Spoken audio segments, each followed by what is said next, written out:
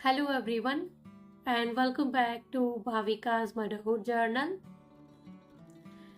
आज इस वीडियो में हम बात करेंगे पीरियड के फ्लो के बारे में।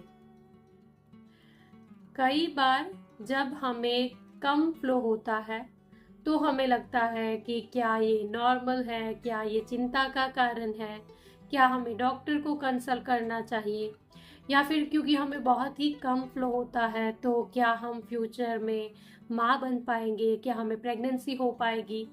तो आपके यही सारे सवालों का जवाब आपको इस वीडियो में ज़रूर से मिलेगा। सबसे पहले तो बात करते हैं कि कब आपको चिंता नहीं करनी है, कब ये बिल्कुल नॉर्मल है। तो सबसे पहले तो अगर ये जेनेटिकल है, जैसे कि अगर आपकी माँ को या फिर आपकी बहन को भी फ्लो बहुत ही कम होता है और आपको भी अगर फ्लो कम है तो ये नॉर्मल है, ये जेनेटिकल है और आपको बिल्कुल चिंता करने की ज़रूरत नहीं है।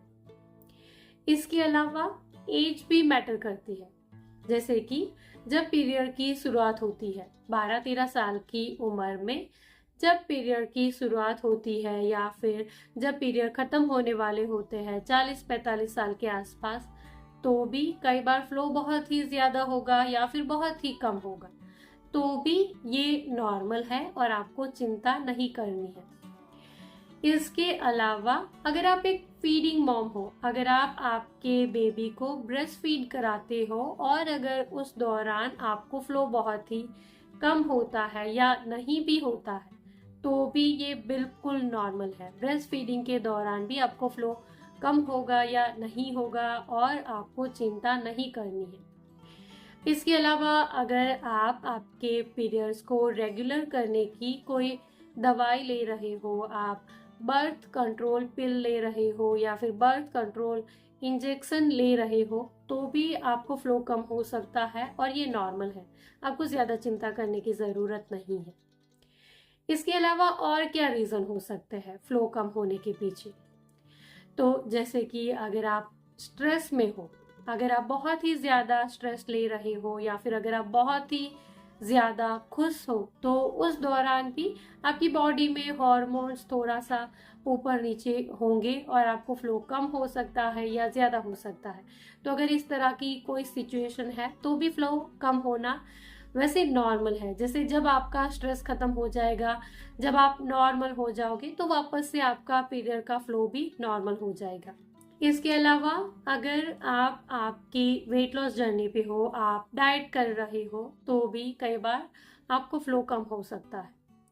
और जैसे थायराइड की परेशानी है, थायराइड 2 प्रकार के होते हैं, एक जिसमें TSH बढ़ जाता है, दूसरा जिसमें TSH कम हो जाता है। तो जो TSH अगर कम हो रहा है तो उसकी वजह से भी आपका फ्लो कम हो सकता है।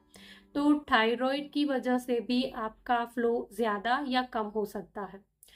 इन शॉर्ट कब आपको चिंता नहीं करनी है, तो जैसे रेगुलरली अगर आपको फ्लो कम है तो ज़्यादा चिंता करने की ज़रूरत नहीं है, या फिर जैसे अचानक से एकदम से आपका फ्लो कम हुआ है, जैसे पहले तो आपको फ्लो बिल्कुल ठीक था, नॉर्मल था, या फिर आपको हैवी ब्लीडिंग होती थी और अचानक से अगर आपका फ्लो एकदम कम हो चुका है, आधा या आधे से भी कम हुआ है, तो इसके पीछे कोई चिंताजनक बात हो सकती है और इस केस में आपको ज़रूर से डॉक्टर को कंसल्ट करना है।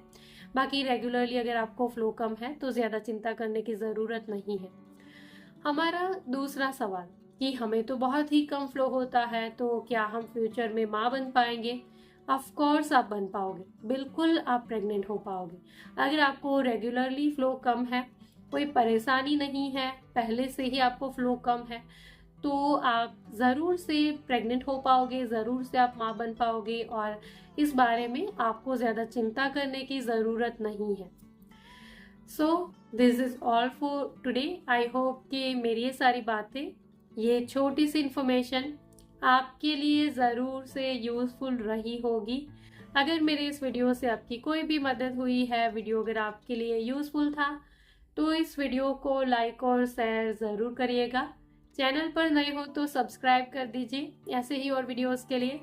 इसके अलावा और कुछ अगर आप मुझसे पूछना चाहते हो, कुछ बताना चाहते हो, तो आप मुझे नीचे कमेंट बॉक्स में ज़रूर से लिख सकते हो। Thank you for watching this video. Bye bye.